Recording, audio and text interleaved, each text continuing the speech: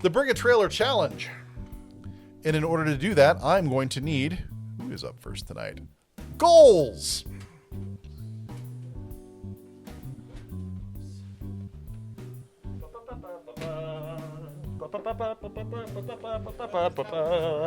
So, Goals, this is going to be your first time in the new microphones. These are the dynamics, and so one fistful.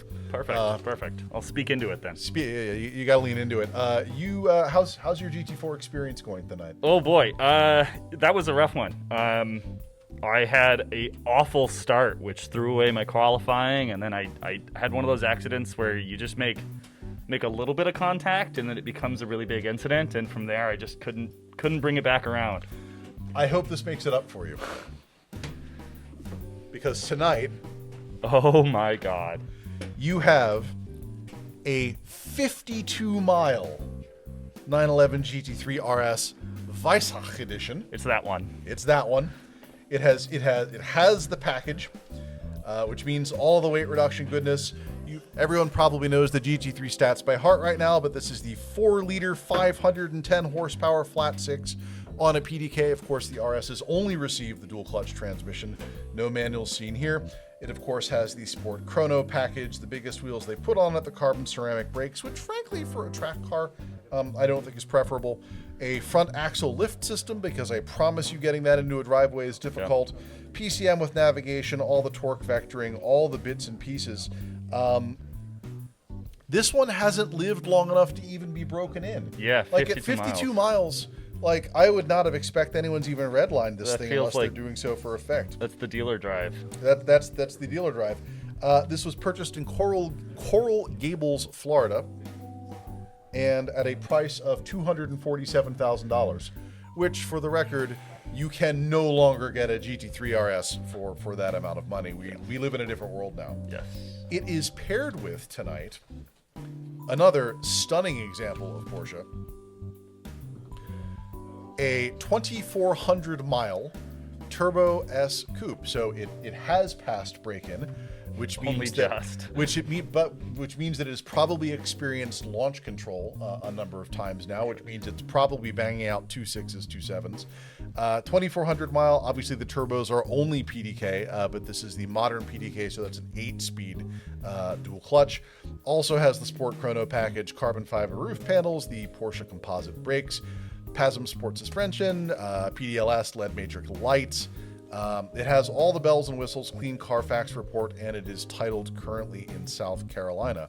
Interestingly enough, the Gentian blue metallic color that you see here was also the base color of that Dakar we talked about last week. So a little bit of the family lineage showing here. They have chosen wisely, in my opinion, to keep the Adaptive Sport Plus seats and not put in buckets.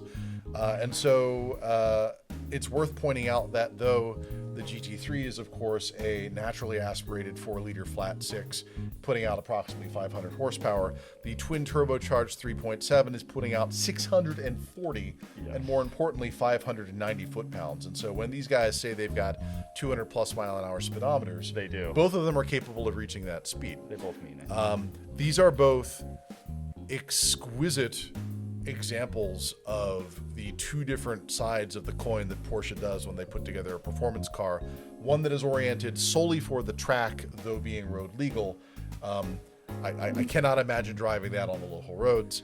And of course, one that is meant to transport you and your 2 suitcase-sized objects and your spouse to the airport, where it then gets valeted. That's the private airport, of course. Yeah. Of course. And so, you can probably guess that I would not have put these two up here together unless it was close. Yeah. I think it's going to be really close. I think the 911 is going to be worth more, though.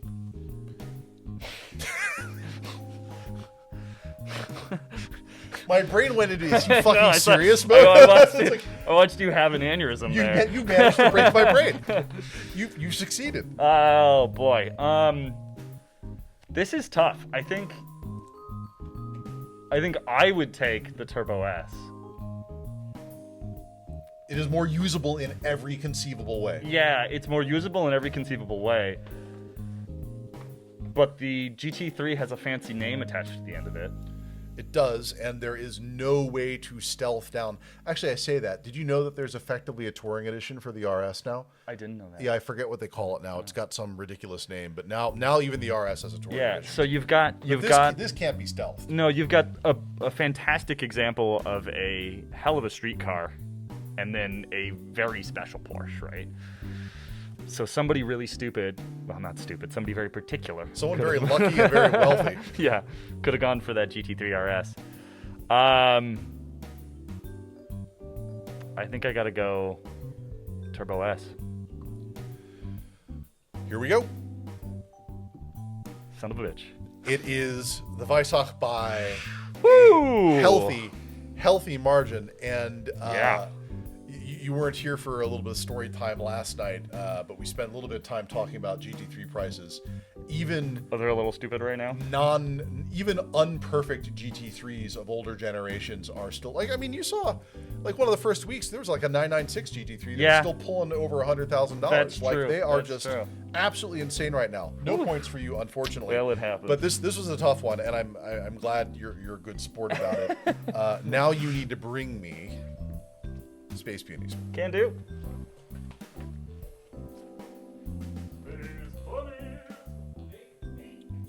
Utterly undrivable on Seattle roads. Just not even.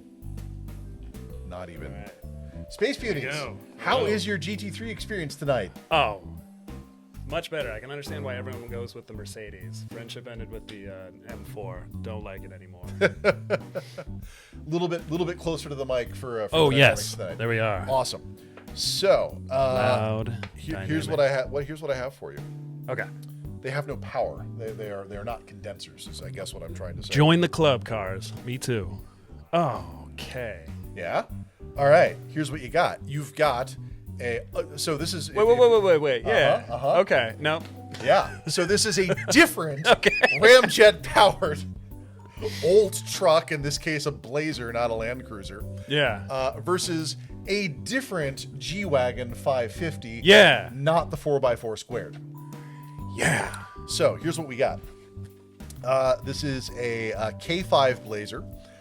It has been heavily refurbished prior to the seller's acquisition in 2013.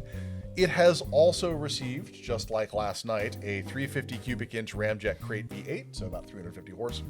It rides on a lifted suspension with Fox remote reservoir shocks and a 17-inch ultra alloy wheel set, 35-inch mud terrain tires. That's kind of huge. It's got a 3.73 final out back dual range transfer case, manually locking differential, so you got to get outside and lock the hubs if you want to get serious. No the power. cabin was refreshed with gray cloth. It's got a padded roll bar buckets, now offered in Utah by the seller on behalf of the owner.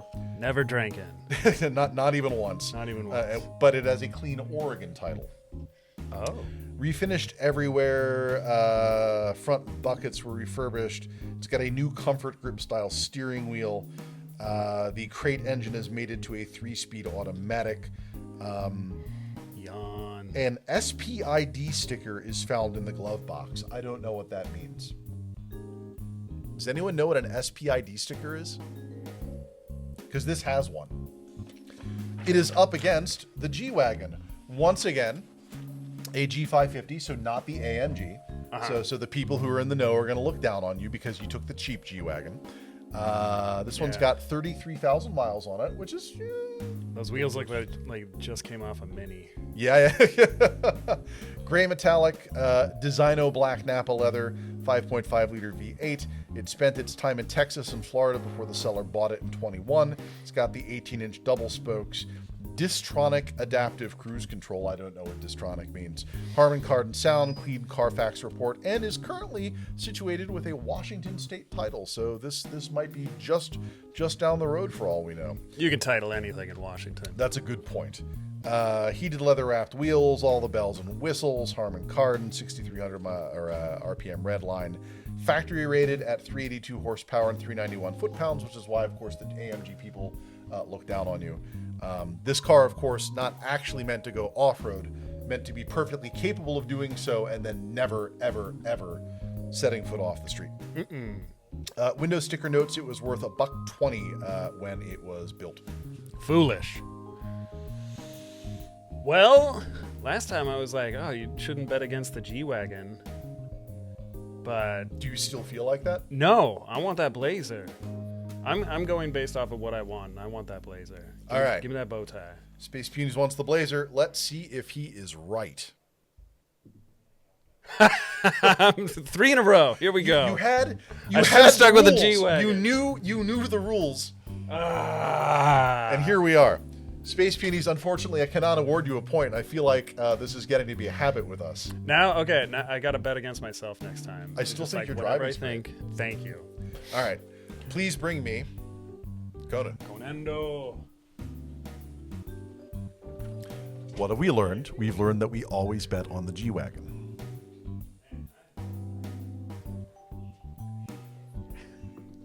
Conan, Why, hello. welcome back to the stage of history. Thank you. How's your GT4 night? Going excellent. I need your melon like right no, here. just like straight up. Yeah, make good friends with the microphone. Yep. All right, awesome. This is the new world that we live in now. No. And if you watch the VODs, it is a much better world that we live in. That is great. So, how's your seat? Seat seems fine. I think that because they have like alternate adjusters, I think one of them might have been one click off, which will make lots of squeaky noises. but Torsion. Yes. All right. Not the greatest. Ready to so. see what I got for you? Yes. You're gonna love this. Ooh. Your options Oh, are God. 4 wheels taken off of a Testarossa, or the fake butt of a Corvette. Let me tell you about your cars. I'm so sorry. The most abstract sense. Oh my goodness. All right, hold on. I got this is so small I could fit it all on one page. Here we go. The wheels. There's 4 of them. There's 4 of them. Center lock. They measure 16 inches. And yes, they are center locks, which is valuable. 8 inches and 10 inches wide, respectively, because staggered wheels on the Testarossa, obviously. Produced in Italy by OZ for use on the Testarossa. You can't see this in the photos here, but I did click through each and every one of those photos, and the rear wheels exhibit curb rash, Oh, been curbed. which is not listed in my text here. But beyond that, other than having their original part numbers, there is no additional information. They are 4 used Testarossa wheels that have seen a little bit of curb wear. We put that up against, having difficulty flipping the page here, but maybe I don't even need to. Ah, yes, the Chevy Butt. This wall art was fabricated by the seller in 2024 and incorporates a reproduction rear body section, so that's not even real fiberglass. Split chrome bumper, taillights, reverse lights in the style of a 67 Corvette, finished in yellow and equipped. Is that yellow? That's yellow. It's kind of a chartreuse. I Could be the photo. Equipped with remote controlled LED incandescent lighting, LED and incandescent lighting, excuse me, and a metal mounting bracket. It is 71 inches wide, 21 inches tall, and 18 inches deep, and it is powered by a 3-prong US-style plug. I gotta go with the Ferrari wheels. I cannot believe that there is somebody out there I can believe that a lightly damaged Ferrari Testarossa wheel is still actually like worth something. I cannot believe. I mean, we are in the world of Elon Musk, so there's a distinct possibility I'm about to eat. So you want the Testarossa But wheels. I'm going to go with the Testarossa wheels. What have we said about Corvette people? I know, but I just don't They're want. nuts. God damn it! $4,000. Jesus Christ, people! No challenge points for you, Conan. I'm sorry, this one was pretty difficult, but I am still surprised. But like, it's in the shape of a Corvette. This is what America deserves. On the other hand, do you know what the muffler of a 911 turned into stereo speakers costs? Oh yeah, it's like $12,000. $12,000. Yeah, because it's like This is the mental illness that got us there. You know who to bring me. Yes. Bring me a Shoat.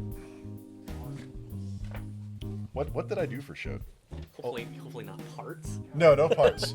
I have an internal rule that we only do 1 parts challenge per night. Great. All right, here we go. This is a fun one. You're gonna like this.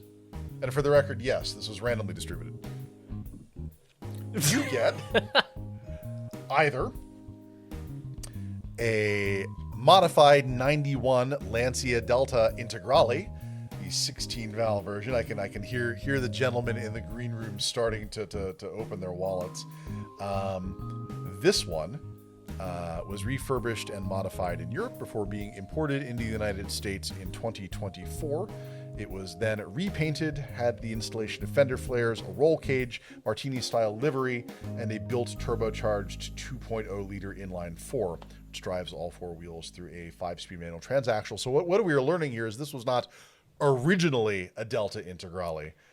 This was kind of turned into a Delta Integrale, or something that looks like one. Rides on adjustable BC Racing coilovers, 17-inch OZ Racing wheels, rally lights, stainless steel exhaust system, MagnaFlow muffler, an ECU master engine system, and a whole bunch of bells and whistles. An Alcantara-wrapped Momo wheel, and that's it. That's all we got. I've got a list of parts here if you want to hear them, but it's mostly... if you cared that the turbocharger was a Garrett and that the intercooler was custom fabricated.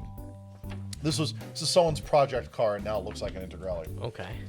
It is put up against a 26,000-mile Ferrari FF, which is, of course, the weird front-engined running shoe thing that Ferrari did that I think technically on paper has 4 seats.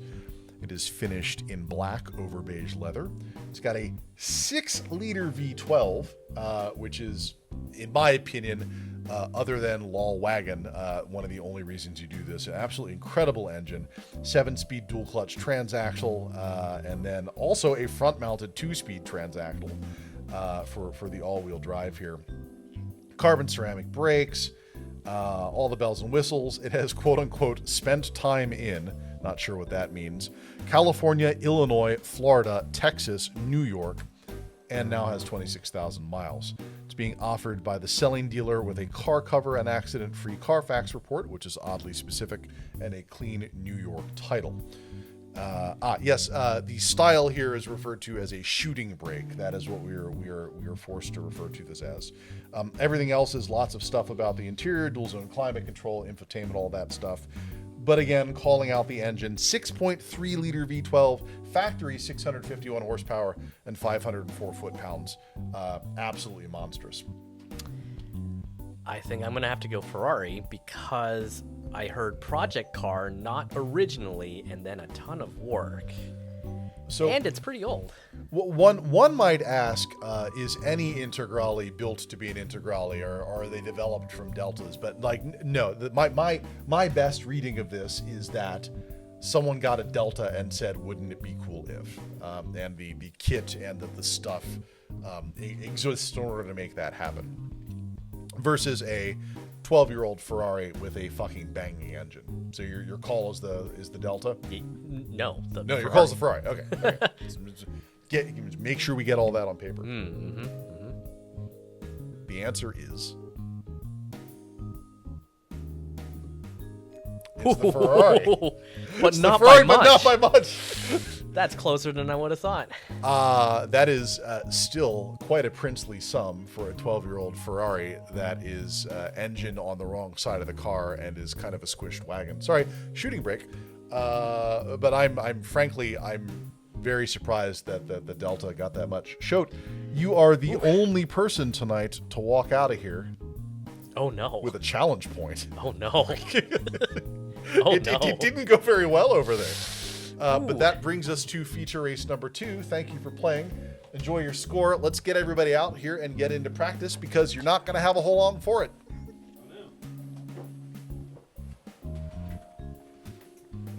Welcome back. All right. What were you most surprised by? The wall art. What is up with that? I don't Did somebody know, lose man. a bumper? I mean, what happened? Like,